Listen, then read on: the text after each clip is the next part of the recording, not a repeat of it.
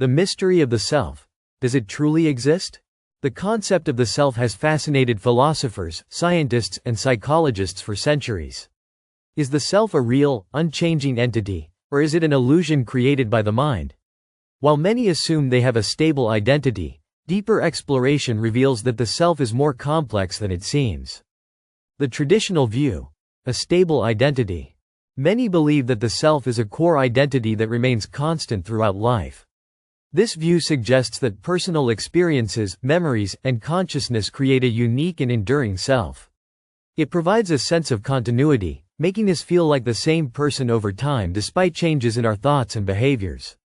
The Buddhist perspective. The self is an illusion. Buddhism challenges the idea of a permanent self, arguing that identity is a collection of ever-changing experiences. The concept of anatta, no self, suggests that what we call the self is just a bundle of thoughts, emotions, and perceptions that arise and disappear. In this view, clinging to a fixed identity causes suffering. Neuroscience and the self. Modern neuroscience also questions the existence of a single, unified self. Brain studies suggest that identity emerges from neural processes rather than a fixed entity. The brain constantly reconstructs memories and perceptions, meaning that what we experience as the self is fluid and adaptable, not a permanent structure. The psychological perspective. Self as a social construct. Psychologists argue that the self is shaped by social interactions. Our identity is influenced by culture, upbringing, and personal experiences. This suggests that the self is not an independent entity but rather a reflection of external influences.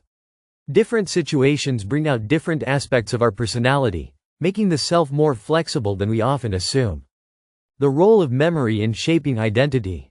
Memory plays a crucial role in our sense of self. Without it, our identity would feel disconnected.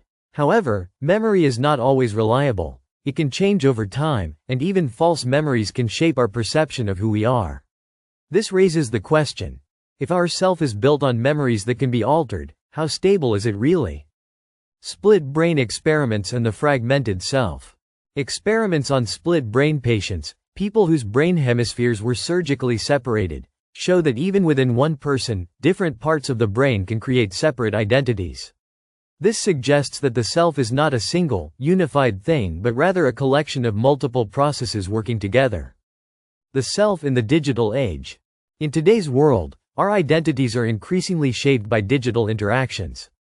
Social media allows people to create multiple versions of themselves, often presenting different personalities online and offline.